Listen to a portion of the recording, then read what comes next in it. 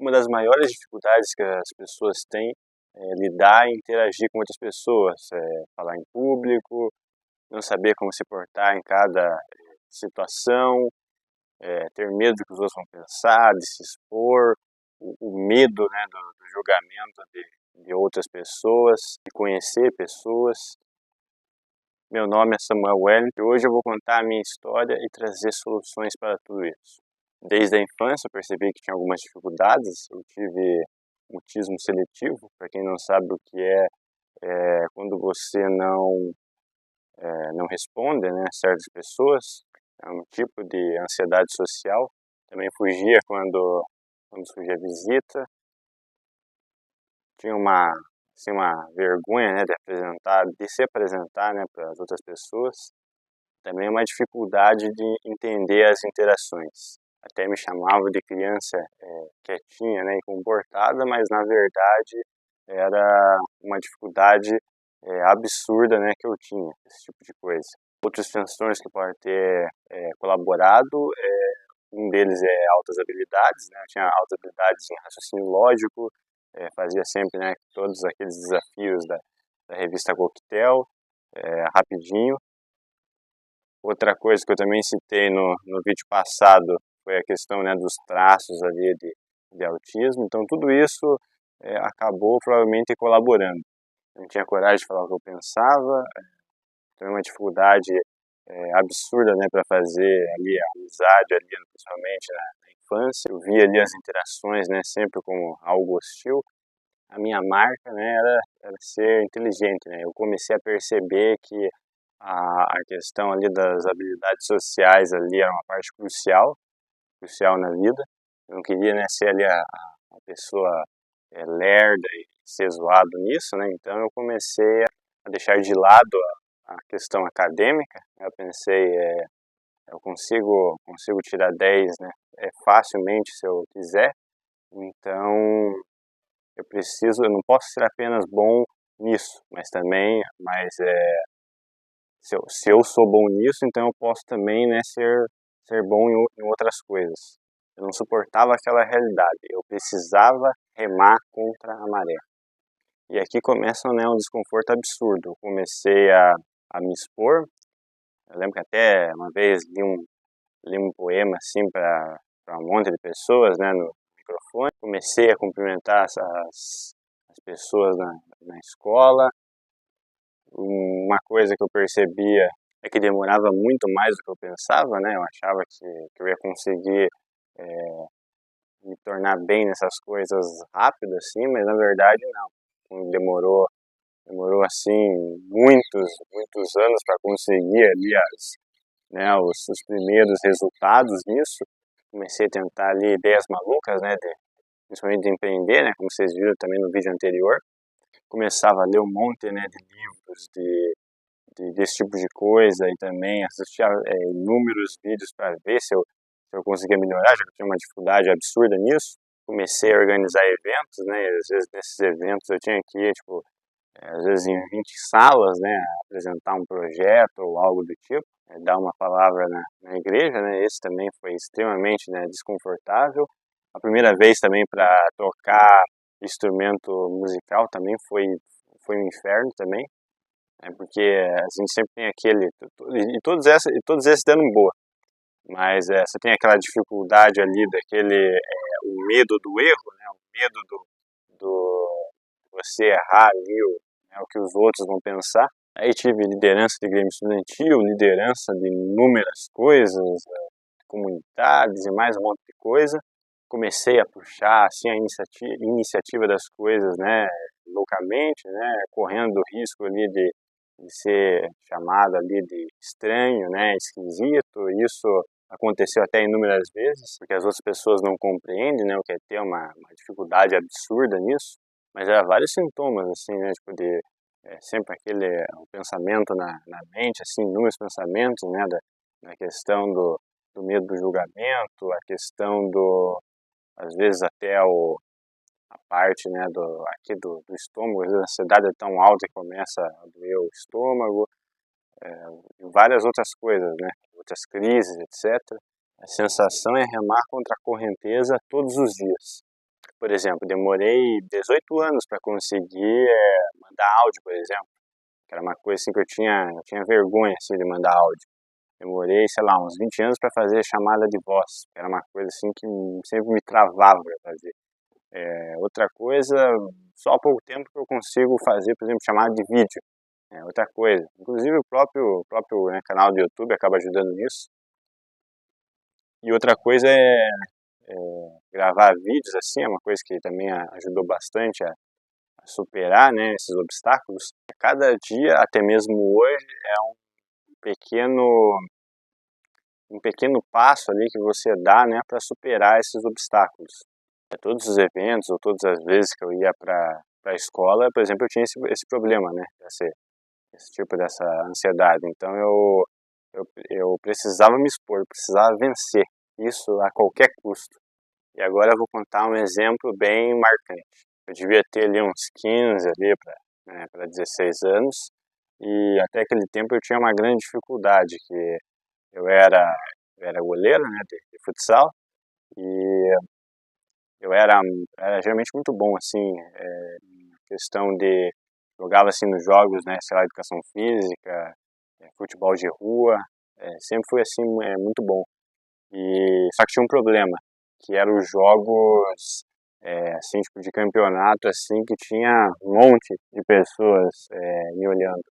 E por causa que eu já tive um problema há alguns anos, né, uma vez que eu joguei e nosso time acabou perdendo, eu não pude fazer nada, isso acabou, né, dando aquele trauma, né. Então toda vez que eu ia para esses tipos de coisa, eu ficava assim nervoso e pálido, né. Eu tinha assim uma dificuldade enorme, assim, dava uma ansiedade absurda, assim, doía o estômago, assim, começava a vir um monte de pensamento e eu tinha essa dificuldade. Eu olhava assim os outros jogando e eu achava que nunca ia conseguir chegar, né, fazer aquilo que os outros conseguiam fazer, né, lidar assim com essa pressão. Até que, né, um dia eu pensei, né, estava chegando o campeonato lá, né, que já tinha as inscrição, e eu pensei, né, por que não? Por que não mudar a, a nossa história, né? Já estava ali no ensino médio, pensei, então vamos mudar isso também. Já conseguimos superar alguns obstáculos que pareciam impossíveis, né? Então por que não, né? Não tentar superar todo esse problema que eu tinha. A gente não tinha nem time, praticamente não tinha jogadores na nossa sala, né? E as inscrições já estavam chegando ao fim. E eu pensei, por que não, né? A gente não fazer um time e não sonhar, né, com alguma coisa, pelo menos eu nem imaginava alguma conquista maior, assim, eu só queria realmente mudar ali a minha história ali. Eu vi que o pessoal já estava meio desmotivado, assim, porque não tinha nenhum time direito, né, eu falei, não, vamos montar aí um time aí e tentar, né, fazer alguma coisa. Eu queria fazer algo diferente, né, ativar o modo guerreiro, né, dentro de mim. Então naquele tempo ali, eu não tinha nem, aquele tempo bem difícil, não tinha nem o que comer em casa, né?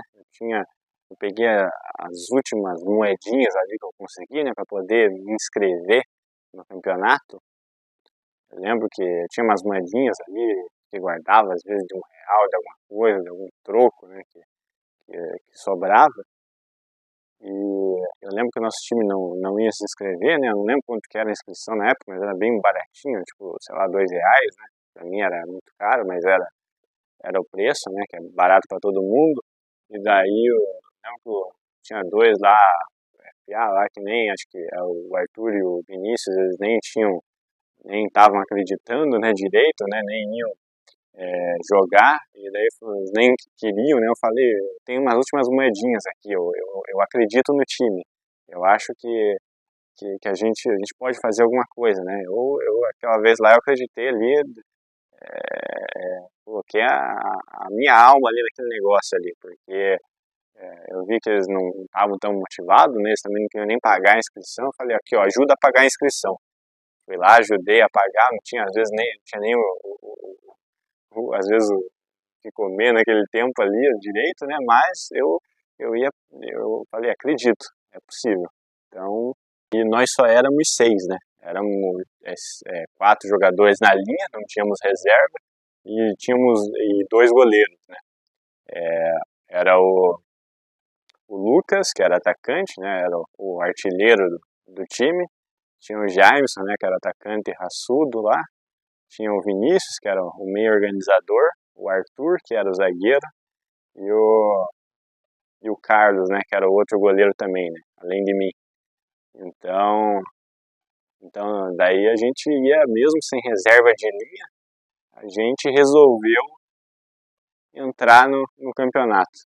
Eu entusiasmado, né, para mudar a minha história ali naquele momento. Os 5 chegam para mim, né, ali, né, a gente se reuniu nós 6 e falaram, né, você não vai jogar. Eu falei, ué, por quê? Você só consegue, porque eu pensei, né, fui eu que coloquei o negócio para conseguir realmente conseguir a inscrição. E daí eu lembro que acho que foi o Vinícius que falou, bem assim, você talvez até seja o melhor, mas a questão é que em campeonatos você não consegue lidar com a pressão, né? Você não tem essa confiança para campeonatos, né?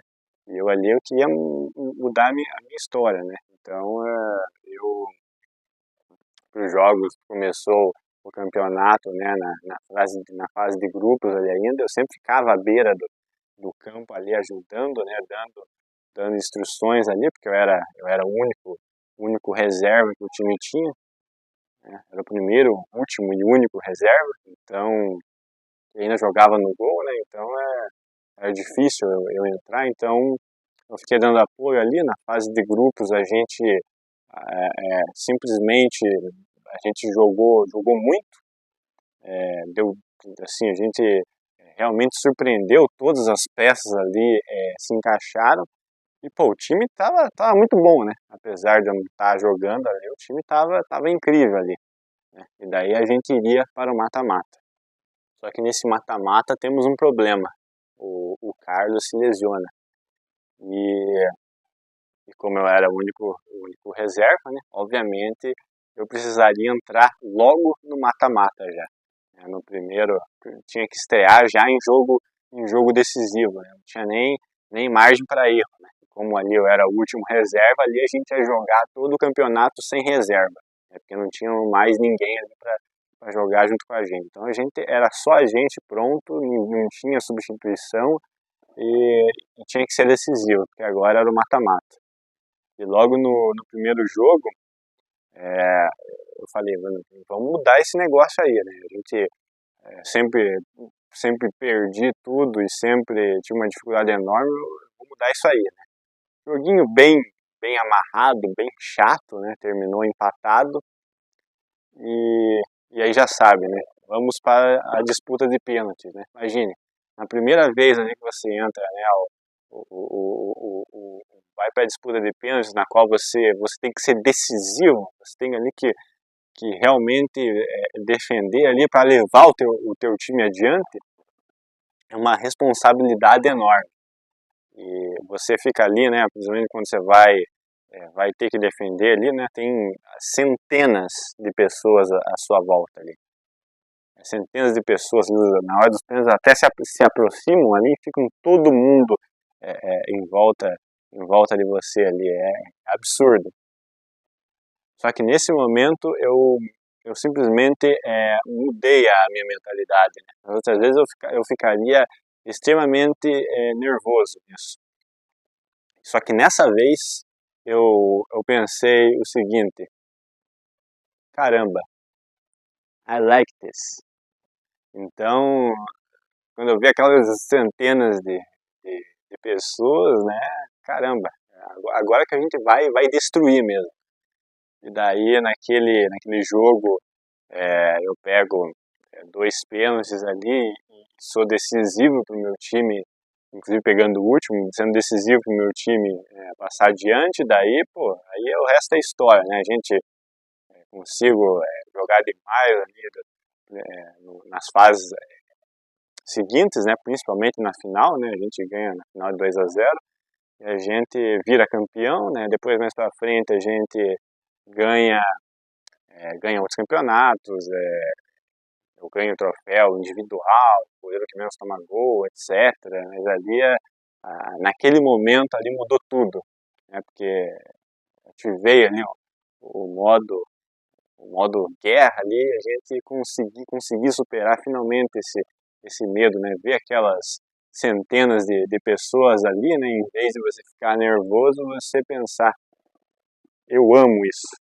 E aí foi o que realmente fez a diferença. Exposição, essa é a chave. Lidar com pessoas é uma das coisas assim, mais cruciais da vida. A maior parte dos nossos resultados, diretamente ou indiretamente, elas vêm de pessoas. Então vamos a algumas lições que eu aprendi. Número 1, conceitos baseados em prática, e não em estudo teórico, porque eu vi muitos cursos já, livros e um monte, né, de coisas sobre o assunto. E tudo que você vê na internet, assim, pelo menos na minha visão, é algo superficial.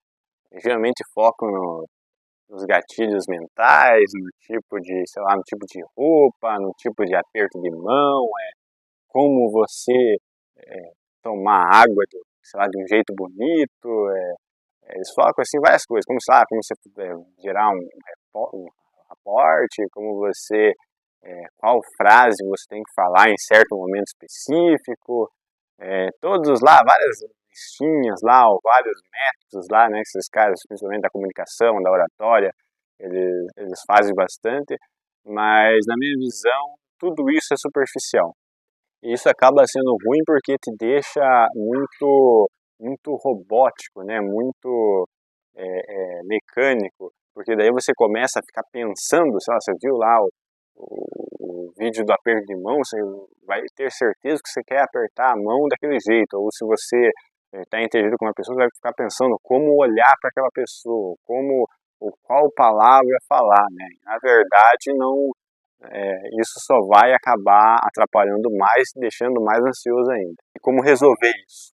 É simples, não focando nas competências, mas focando na sua identidade. Então para você até ajudar nisso, pegue um caderno todos os dias e escreva seus pensamentos, seus sonhos, né, seus objetivos, suas dores, seus traumas, o seu eu ideal, né?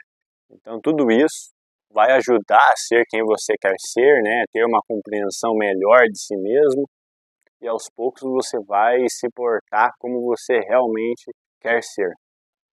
Número 2. Agora a principal de todas. Se exponha. Cumprimente as pessoas na rua, dê bom dia para o motorista, ou olhe e sorria para atendente ou para caixa.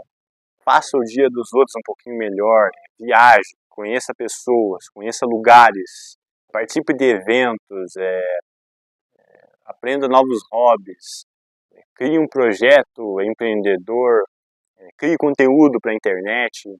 É se expondo que vai acontecer 90% do seu desenvolvimento. Número 3. A sua missão tem que ser maior do que você e seu medo. Para você vencer o medo de julgamento, além de você se expor, você tem que acreditar no que você está fazendo. Se você faz para ser reconhecido ou ganhar, sei lá, números, visualizações, curtidas, vai dar errado. Porque você está preocupado com sua imagem perante os outros. E quando isso acontece, enquanto isso acontecer, você não vai atingir todo o seu potencial. Você está mais preocupado do que os outros pensam do que tentar o seu sucesso. Então os outros ditam a sua vida e você não tem identidade. Aprenda isso. Sua missão tem que ser maior do que você mesmo e seu medo.